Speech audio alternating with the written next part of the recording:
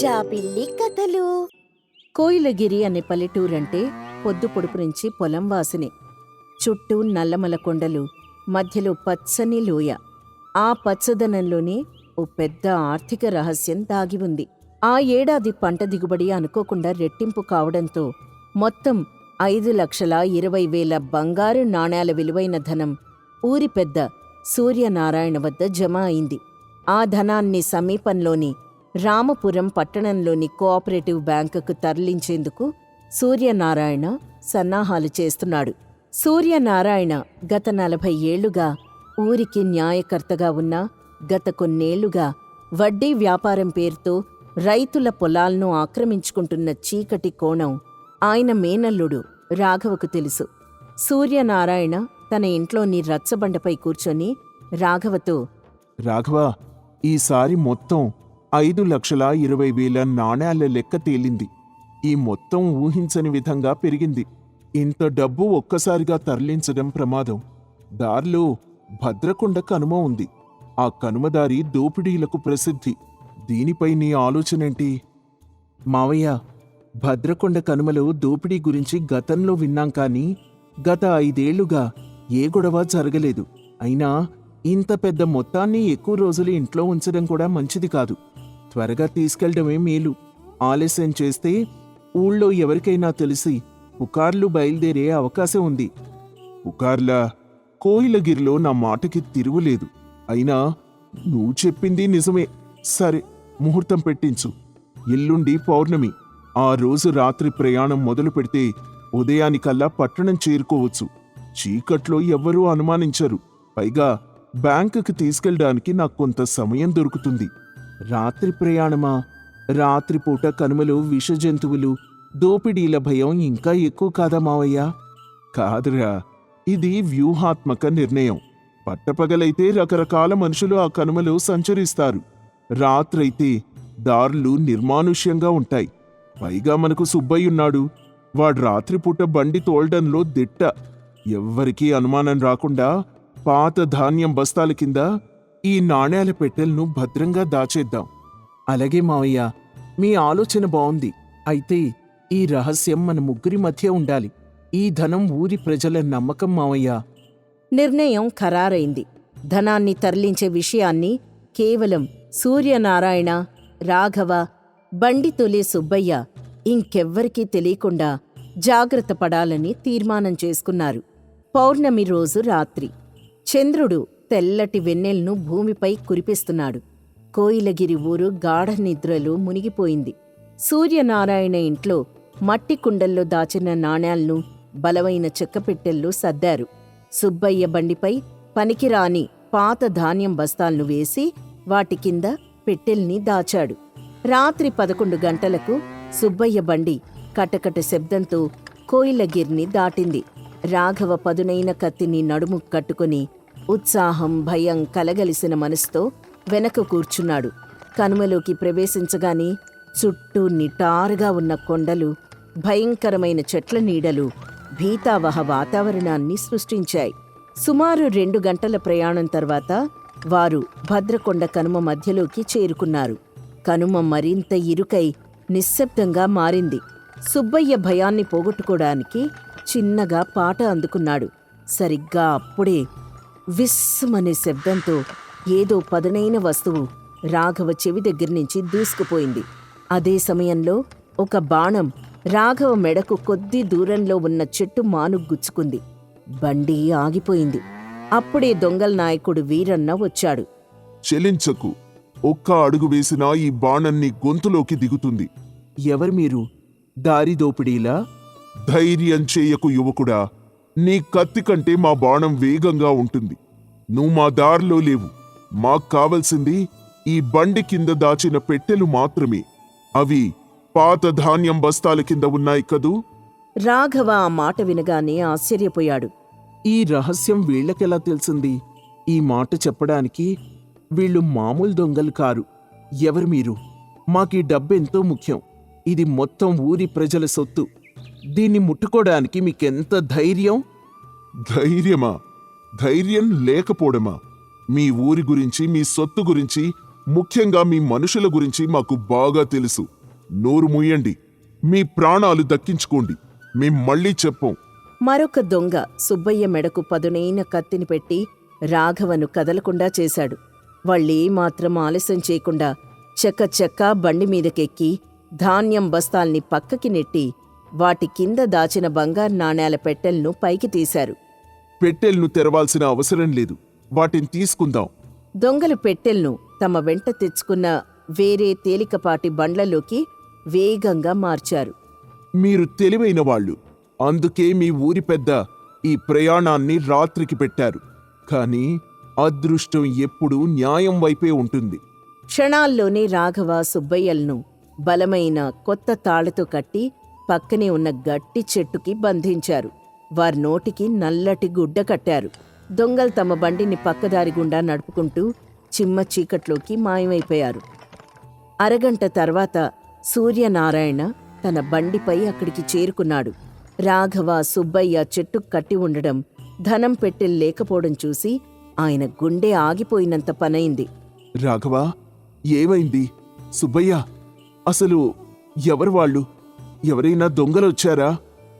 మావయ్య, ఇది కేవలం దారి దోపిడీ కాదు, పకడ్బందీ ప్రణాళికతో జరిగింది. వాళ్ళకి ధనం ఎక్కడుందో, ఎప్పుడు వస్తున్నామో అంతా తెలుసు. బండి కింద పెట్టెలున్నాయని వాళ్ళు స్పష్టంగా చెప్పారు. లోపల మనిషి, అంటే మనలోనే ఒక ద్రోహి ఉన్నాడు. మన గుట్టు మొత్తం వాళ్ళకెలా తెలిసింది? నేను కేవలం నీకు సుబ్బయ్యకి మాత్రమే చెప్పాను. అంటే సుబ్బయ్య, నువ్వు కాద్దోరా, అమ్మవారి మీద ఒట్టు. నాకు ధనం పోయినందుకు ఎంత బాధగా ఉందో, నన్ను మీరు అనుమానించినందుకు అంతకంటే బాధగా ఉంది. నేనెవ్వరికీ చెప్పలేదయ్యా. వాళ్ళు బండి కింద ఉందని చెప్పినప్పుడు నా గుండె పగిలిపోయింది. సరి, పరిస్థితి చేతులు దాటిపోయింది. ఈ విషయం ఊళ్ళో తెలిస్తే అలజడి మొదలవుతుంది. రైతులు నాపై నమ్మకం కోల్పోతారు. పోలీసులకు చెప్తే వాళ్ళు మళ్ళీ మనల్ని విచారణ పేరుతో వేధిస్తారు. మన పరువు, మన ప్రజల నమ్మకం అంతా మన చేతుల్లోనే ఉంది. వాళ్ళని మనమే కనిపెట్టాలి. తెల్లారేసరికి ఊళ్ళో ఈ వార్త దావానలంలా వ్యాపించింది. ప్రజలు భయంతో, ఆందోళనతో సూర్యనారాయణ ఇంటి ముందు గుమిగూడారు. సూర్యనారాయణ వారిని శాంతపరిచి ధైర్యం చెప్పడానికి ప్రయత్నించాడు. రాఘవ వెంటనే భద్రకొండ కనుమ వైపు బయలుదేరాడు. అతనొక వేటగాళ్లా దారి దోపిడీ జరిగిన ప్రాంతాన్ని పరిశోధించాడు. దొంగల బండి చక్రాల గుర్తులు సాధారణంగా అడవిలోకి పారిపోయే దొంగల మాదిరిగా కాకుండా నల్లమల పశ్చిమ వైపున్న పాత మృగశిర అరణ్యం వైపు పోయాయి. ఆ అడవి చాలా ప్రమాదకరం. అక్కడికెవ్వరూ వెళ్లరు. మావయ్య, దొంగలు మృగశిర అరణ్యం వైపు పారిపోయారు. కాని నాకు ఒక విషయం అర్థం కావడం లేదు. వాళ్ళంత పక్కాగా ఎలా పథకం పన్నారు? బండి కట్టడానికి వాడిన తాళ్లు కూడా కొత్తవి. అంటే వాళ్లే తెచ్చుకున్నారు. వాళ్ళకి ధనం దాచిపెట్టిన చోటు, ప్రయాణ సమయం అన్నీ తెలుసు. రహస్యం మన ముగ్గురికే తెలుసు. కానీ మన ఇంట్లో ఆ రోజు రాత్రి మన ముగ్గురితో పాటు ఇంకెవరైనా ఉన్నారా? లేదు మావయ్య, కాని ఒక్క నిమిషం. పార్వతీశం పని మొదలయ్యే వారం ముందు లెక్కల కోసం ఆయన్ని పిలిచాం. ధనం లెక్కలు, ఎప్పుడు తరలించాలో అన్ని విషయాలు ఆయన వినే ఉంటారు. ఆయన మీ వ్యవహారాలన్నీ చూసేవారు కదా. పార్వతీశమా? అసాధ్యం. అతను చాలా వృద్ధుడు, చాలా పేదవాడు. తన కూతురు పెళ్లి కోసం నన్ను వేడుకున్నాడు. అతనికి దారిదోపిడీ చేసే ధైర్యం లేదు. ధైర్యం లేకపోవచ్చు మావయ్య, కాని డబ్బాస చూపితే వేరే వాళ్లకు సమాచారం ఇచ్చే అవకాశం ఉంది కదా. అందుకే నేనొకసారి వెళ్ళి చూసొస్తాను. రాఘవ్ వెంటనే పార్వతీశం ఇంటికి వెళ్ళగా అతని భార్య కంగారుగా కనిపించింది. నాయనా రాఘవ, మా వారు రాత్రి నుంచి కనిపించటం లేదు. ఆయనకి బాగా జ్వరంగా ఉందని చెప్పారు. మందుల కోసం బయటికెళ్ళి ఇప్పటి వరకు రాలేదు. రాఘవకు అనుమానం మరింత బలపడింది. పార్వతీశం తప్పించుకోవడానికి జ్వరం పేరు చెప్పి ఉంటాడని నిర్ధారించుకున్నాడు. రాఘవ మృగశిర అరణ్యం వైపు ఒంటరిగా విచారణ మళ్లించాడు. అతనొక గంటపాటు అడవిలో నడిచి భద్రకాళి ఆలయం సమీపంలోకి చేరుకున్నాడు. ఆలయం దాదాపుగా 25 ఏళ్లుగా మూతపడి ఉంది. అక్కడ అతనికి పార్వతీశం, వీరన్న ఇద్దరూ కనిపించారు. పొదల్లో దాక్కుని అక్కడ జరుగుతున్న సంభాషణ విన్నాడు. వీరన్నా, నువ్వు అనుకున్నట్టే పని పూర్తయింది. ఈ నాణాలు ఇప్పుడు మనవి. మనం చెప్పినట్లుగా ఈ ధనంలో కొంత వాటా మారుమూల ఊళ్ళల్లోని పేద రైతులకిచ్చేద్దాం. వాళ్ళ అప్పులు తీరుతాయి. సూర్యనారాయణకు నిజమైన బుద్ధి చెప్పినట్లవుతుంది. పార్వతీశం బాబాయ్, మీ మాట నిలబెట్టుకున్నారు. మీరిచ్చిన సమయం సమాచారం వల్లే ఈ పని సాధ్యమైంది. మీరింత సాహసం చేస్తారని ఊహించలేదు. నాకు తెలుసురా సురేష్, నీకు డబ్బు అవసరం లేదు. నీకు తెలుసు కదా, సూర్యనారాయణ బయటకు దొరలా కనిపిస్తాడు, కానీ అతని లోపల పీడించే రాక్షసుడు. ఆయన రైతులకు అప్పులిచ్చి వడ్డీని వడ్డీ వేసి వాళ్ల పొలాల్ని అన్యాయంగా లాక్కుంటున్నాడు. ఈ ధనం మొత్తం ఆయన వ్యక్తిగత లాభం కోసం వాడుకునేవాడు. అందుకే నేనీ దోపిడీ పథకం పన్నాను. నా కొడుకు దొంగలా మారడానికి కారణం ఈ ఊరి దోపిడీ వ్యవస్థే. నువ్వు నిజాయితీపరుడివి. రాఘవకు తన మావయ్య మోసం గురించి తెలిసి గుండె పగిలినంత పనైంది. ఈ దారి దోపిడీ వెనక ఉన్న ఉద్దేశం దొంగతనం కాదని, న్యాయం కోసం జరిగే తిరుగుబాటు అని అర్థమైంది. రాఘవ ఇలా అనుకుంటాడు. మావయ్య చేసింది తప్పే, కానీ చట్టప్రకారం ఇది నేరం. ధర్మాన్ని నిలబెట్టడానికి అన్యాయమైన దారిని ఎంచుకోవడం న్యాయమా? నేను పోలీసులకు చెప్పాలా, లేక ఈ దోపిడీ వెనుకున్న నిజాయితీని అర్థం చేసుకోవాలా?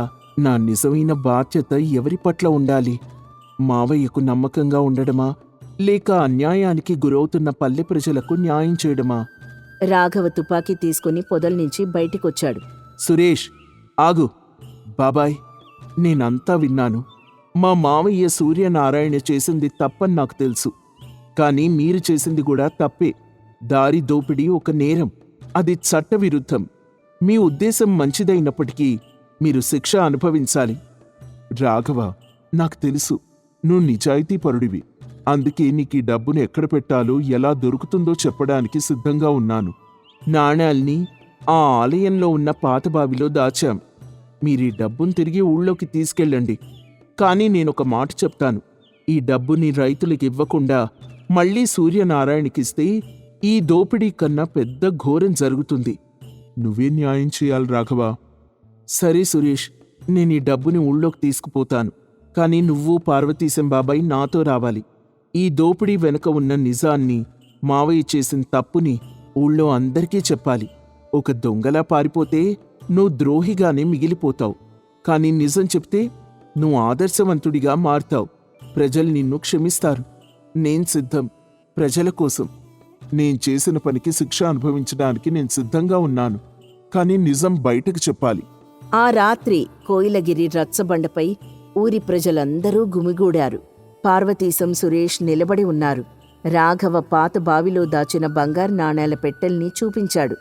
ఈ దారి దోపిడీ మావయ్య సూర్యనారాయణపై జరిగిన దాడి కాదు.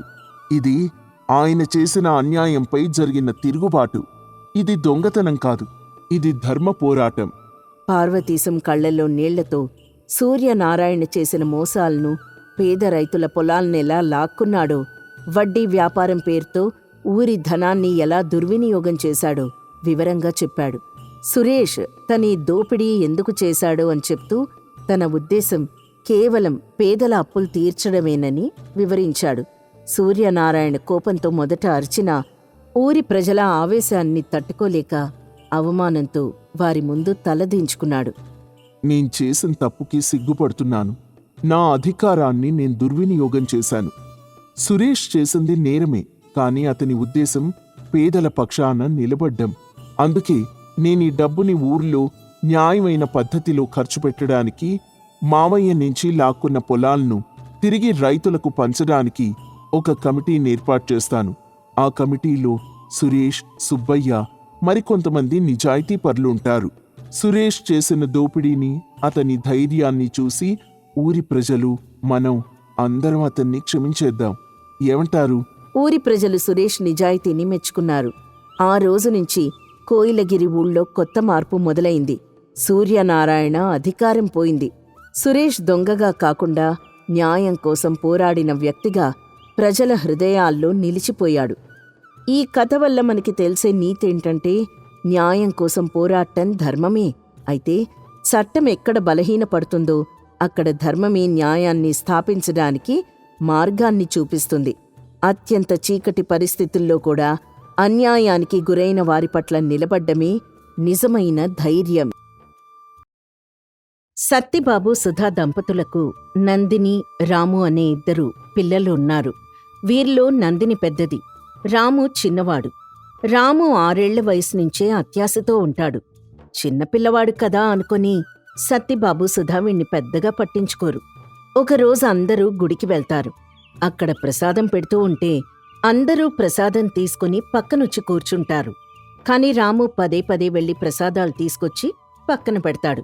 అలా చాలాసార్లు తీసుకొచ్చి పక్కన పెట్టిన ప్రసాదం అంతా తింటూ ఉండగా, ఏరా, ప్రసాదం ప్రసాదంలానే తినాలి. ఏదో భోజనం చేసినట్టు తింటున్నావు. అయినా అన్ని ప్రసాదాలు ఎందుకు తీసుకొచ్చావురా? ఏమో నాన్నా, అక్కడ చాలా ప్రసాదం ఉంది. దాన్ని చూసేసరికి నాకు ఇంకా ఇంకా కావాలనిపించింది. అందుకే వెళ్ళి తెచ్చుకున్నాను. పోన్లేండి, చిన్నపిల్లాడు. గుళ్ళో ప్రసాదం వాసన చూస్తే మనకే తినాలనిపిస్తుంది. వాడితేముంది, తిన్నివ్వండి. అది దేవుడి ప్రసాదం. కింద పడేయకుండా పూర్తిగా తిను. అర్థమైందా? రాము సరేనంటూ తలూపుతూ తెచ్చుకున్న ప్రసాదాన్ని తింటూ ఉంటాడు. కాస్త తినేసరికి కడుపు నిండిపోయి ఇక తినలేక తన అక్క నందినిని పిలుస్తాడు. అక్కా, అక్కా, ఇలా రావా? నందిని తన దగ్గరకొస్తుంది. ఏంట్రా, నన్నెందుకు పిలిచావు? ప్రసాదం చూసావా? చాలా బావుంది. ఇదిగో, నువ్వు కూడా కాస్త తిను. నేనిందాకే తిన్నాన్రా, ఇక నాకొద్దు, నువ్వే తిను. అది కాదక్కా, ప్రసాదం చాలా బావుంది. కొంచెం తిందువురా. నేను తిన్నాన్రా, మళ్ళీ ఎందుకు? నువ్వు అత్యాశ కొద్దీ చాలా తెచ్చేశావు, నువ్వే తిను. అందుకే నేను నిన్ను తినమంటున్నాను. నా కడుపు నిండిపోయింది, ఇక తినలేకపోతున్నాను. ఇప్పుడు గాని నేను ఈ ప్రసాదాన్ని వదిలిపెడితే నాన్న నన్ను చంపేస్తాడు. నువ్వు కూడా కాస్త తిని దీన్ని పూర్తి చేయవే. మరి తినలేనప్పుడు ఎందుకురా అంత తీసుకొచ్చావు? ఏమోనే, నాకేదైనా చూస్తే అది నాకు దక్కేదాకా ఆరాటం ఆగదు. ఇదిగో, ఇలాగే అత్యాశ కొద్దీ తెచ్చి ఇబ్బంది పడుతూ ఉంటాను. ఇది ప్రసాదం కాబట్టి సరిపోయిందిరా. అదే మరేదైనా వస్తువయ్యుంటే మనకెంత నామోషిగా ఉండేది. సర్లేవే, ఇక మీదట అలా చెయ్యను. ముందు దీన్ని కాస్త తిని పూర్తి చెయ్యి. అదిగో, నాన్న దూరం నుంచి నన్నే చూస్తున్నారు. తొందరగా తినవే, ఇంటికెళ్ళాలి కదా. నందిని కూడా కాస్త తిని ప్రసాదం మొత్తాన్ని ఇద్దరూ కలిసి పూర్తి చేస్తారు. ఇక అందరూ ఇంటికి బయలుదేరి వెళ్తారు. రోజులు గడుస్తూ ఉంటాయి. పిల్లలు పెరిగి పెద్దవాళ్లవుతారు. అయినా కూడా రాములో అత్యాశ రోజురోజుకీ పెరుగుతూనే ఉంటుంది. అంతేగాని తగ్గదు. తను ఏది చూసినా తనకే కావాలని చాలా గోల గోల చేసేవాడు. ఒకరోజు సత్తిబాబు పిల్లలిద్దరికీ కొత్త బట్టలు కొని తీసుకొస్తాడు. నందిని, రాము, ఇద్దరూ ఇలా రండి. ఇద్దరూ సత్తిబాబు దగ్గరకొస్తారు. ఏంటి నాన్నగారు? త్వరలో పండగొస్తుంది కదమ్మా, అందుకే మీ ఇద్దరికి కొత్త బట్టలు తెచ్చాను. ఇద్దరూ వారికి తెచ్చిన బట్టల్ని చూసుకుంటారు. సత్తిబాబు రాముకి 1 జత, నందినికి 2 జతల బట్టలు తెస్తాడు. అది చూసిన రాము, నాన్న, అక్కకేమో 2 జతలు, నాకేమో 1 జతే తెచ్చావేంటి? రాము, మనం మగవాళ్ళంరా, ఎలాగైనా తిరగచ్చు. కానీ ఆడవాళ్ళలా కాదు. అందులోనూ పెళ్ళేడుకొచ్చిన మీ అక్కకు ఇప్పుడు బట్టలు తీసుకోవడం చాలా ముఖ్యం. అలాంటప్పుడు నాకు కూడా 2 జతలు తేవచ్చు కదా. ఇప్పుడే కదరా చెప్పాను, ఆడపిల్లతో నీకు పోటీ ఎందుకు? అయినా ఈ వయసులో నువ్వు సంపాదించి మీ అక్కకు కొనివ్వాలి. అలాంటిది నేను తెస్తే దాంతో పోటీ పడతావెందుకు? నాన్న, వాడి సంగతి మీకు తెలిసిందే కదా, వాడికి కూడా తేవాల్సింది. వీడు మీ అమ్మ నోట్లోంచి ఊడిపడ్డాడమ్మా. అన్నీ అమ్మ బుద్ధిలే. ఆశకు అంతూ పంతూ లేకుండా పోయింది. ఇంతలో అక్కడికి సుధ వస్తుంది. నేనేం చేశాను? అన్నింటికీ నాతో పొంతన పెడతారు. ప్రతిదానికి నన్ను నా కొడుకుని ఆడిపోసుకుంటారు. చూడు మరి, ఆడపిల్లకు బట్టలు తెస్తే దాంతో పోటీ పడుతున్నాడు. రాము, ఇంకా చిన్నపిల్లాళ్ళ ఈ మారవేంట్రా? ఆడపిల్లకి ఈ వయసులో బట్టల మీద మోజుంటుంది. త్వరలో మీ అక్కకి పెళ్లి చేసి పంపిస్తాం. అక్కడ ఎలా ఉంటుందో తెలీదు. మన దగ్గర ఉన్నన్నాళ్ళు మనం జాగ్రత్తగా చూసుకోవాలి కదా. ముందు ఆ బట్టలు తీసుకొని లోపలికెళ్ళు. రాము తలదించుకొని తన బట్టలు తీసుకొని లోపలికెళ్ళిపోతాడు. నందిని కూడా లోపలికెళ్తుంది. సుధా సత్తిబాబుతో, చూడండి, పిల్లల దగ్గర నన్ను చులకం చేసి మాట్లాడితే మాత్రం నేనస్సలు ఊరుకోను. నేనేమన్నానే ఇప్పుడు? వాడు కూడా నీలానే తయారయ్యాడు అన్నాను. కాని అది తప్పు. అత్యాశలు నిన్ను మించిపోయాడు. ఇలా చిన్న చిన్న విషయాలైతే పర్వాలేదు. వీడి అత్యాశ వల్ల రేపెలాంటి అనర్థాలు తలమీదకి తెచ్చుకుంటాడు అని నాకు భయంగా ఉంది. అలా ఏం జరగదులేండి. ఏదో తెలియనితనం వాడే తెలుసుకుంటాడు. తెలుసుకుంటే పర్వాలేదు, కానీ రోజు రోజుకి వాళ్ళలో అత్యాశ పెరిగిపోతోంది. ఏం జరుగుతుందో అని భయంగా ఉంది. మీరేం భయపడకండి. నా కొడుకు చాలా గొప్పవాడవుతాడు. మీరే చూస్తారుగా. ఇద్దరూ లోపలికెళ్ళిపోతారు. రోజులు గడుస్తూ ఉంటాయి. ఒకరోజు రాము తన తండ్రి సత్తిబాబు దగ్గరకొచ్చి వ్యాపారం చేయడానికి డబ్బడుగుతాడు. నాన్నా, నేనింకా ఇలా ఎంతకాలమని ఖాళీగా ఉండను? నేనేదైనా వ్యాపారం చేద్దామనుకుంటున్నాను. దానికి కావలసిన డబ్బు మీరే సమకూర్చాలి. నువ్వు వ్యాపారం చేయడానికి నా దగ్గర డబ్బెక్కడిదిరా? బుద్ధిగా చదువుకొని ఏదైనా ఉద్యోగం సంపాదించుకుంటావు అనుకుంటే ఇప్పుడు ఇలా వ్యాపారం చేస్తా అంటున్నావు. ఉద్యోగం చేస్తే మనం ఎంత కష్టపడినా వాళ్ళిచ్చే జీతం తప్ప ఏమీ రాదు. అదే వ్యాపారం చేస్తే మన కష్టానికి తగ్గ ప్రతిఫలం దక్కుతుంది. అయినా నెలంతా కష్టపడి వాళ్ళిచ్చే జీతం కోసం ఎదురుచూడటం నాకిష్టం లేదు. నేనేదైనా వ్యాపారం చేసి నా దగ్గర పనిచేసే వాళ్లకు జీతాలివ్వాలనుకుంటున్నాను. నీ ఆలోచన బాగానే ఉందిరా, కానీ నా దగ్గర నువ్వు వ్యాపారం చేసేంత డబ్బు లేదు. మన ఇంట్లో బీరువాలో చాలా డబ్బుంది. నేను చూశాను. అదివ్వండి, నేను వ్యాపారం చేస్తాను. ఆ డబ్బుని అక్క పెళ్లి కోసం దాచుంచాను. అది నీకెలా ఇస్తాను? అయినా అక్కకిప్పుడే పెళ్లి చేయడం లేదు కదా నాన్న. ఆ సమయానికి నేనేదో ఒకటి చేసి డబ్బిస్తాను. నాకు నీ మీద నమ్మకం లేదురా. నేనా డబ్బు నీకివ్వలేను.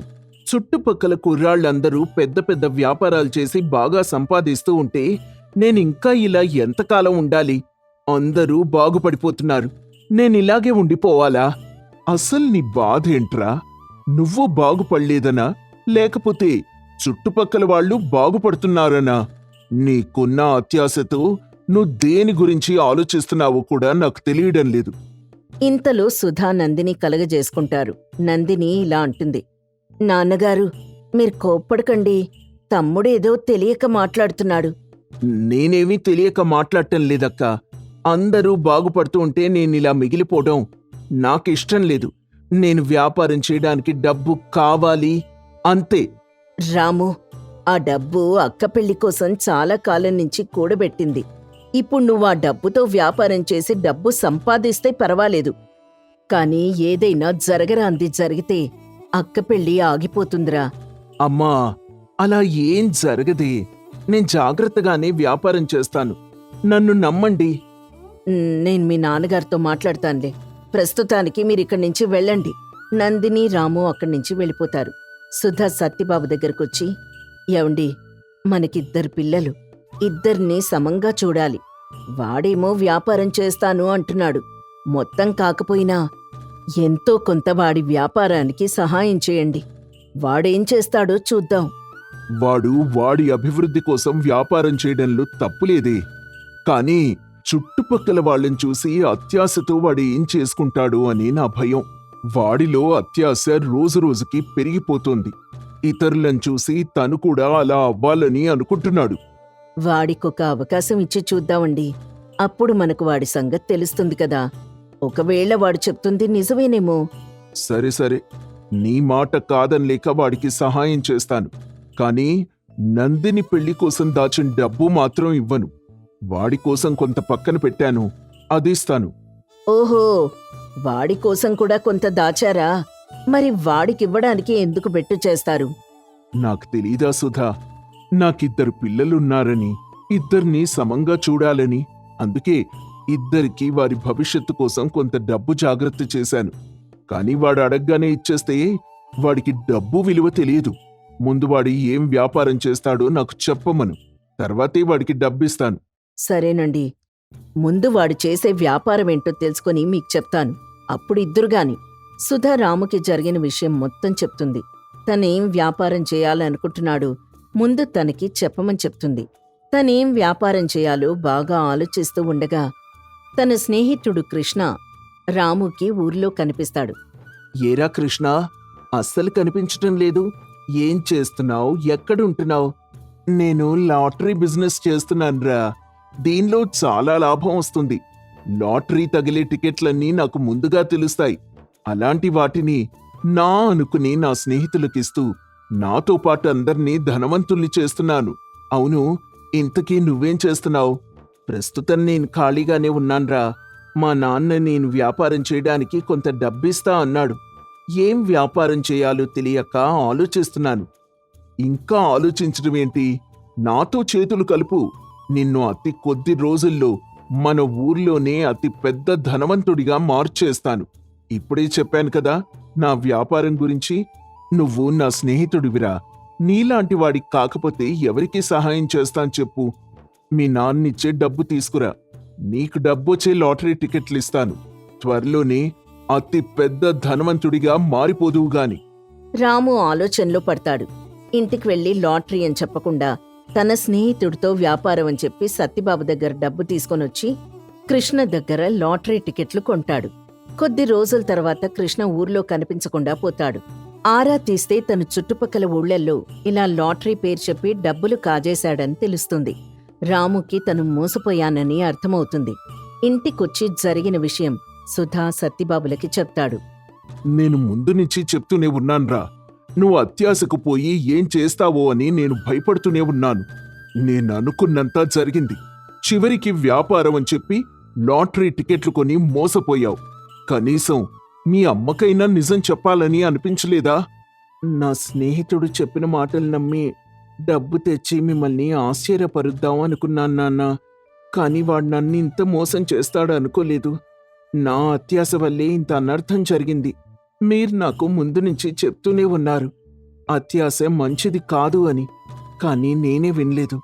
ఈరోజు అనుభవపూర్వకంగా తెలుసుకున్నాను. నన్ను క్షమించండి నాన్నగారు. ఇక మీదట అత్యాశకు పోయి ఇటువంటి పనులు చేయను. మీరు చెప్పినట్టుగానే వింటాను. ఏదైనా ఉద్యోగం చూసుకుంటాను. నన్ను క్షమించండి. నాన్నా, తమ్ముడు చాలా బాధపడుతున్నాడు. ఈ ఒక్కసారికి వాణ్ణి క్షమించండి. ఇక మీదట ఏ తప్పు చేయడు. నందిని మాటలకు సత్తిబాబు సరే అని రాముని క్షమిస్తాడు. రాము ఆ రోజు నుంచి సత్తిబాబు మాట వింటూ సత్తిబాబు చూపించిన ఉద్యోగం చేస్తూ తన అక్కని తల్లిని చక్కగా చూసుకుంటాడు. సత్తిబాబు నందినికి మంచి సంబంధం చూసి ఘనంగా పెళ్లి జరిపిస్తాడు. రాము అక్క పెళ్లిలో చాలా సందడి చేస్తాడు. తన తమ్ముడు అత్యాశను విడిచి తల్లిదండ్రుల్ని ప్రేమగా చూసుకుంటున్నాడన్న ఆనందంతో నందిని సంతోషంగా తన అత్తవారింటికి వెళ్తుంది.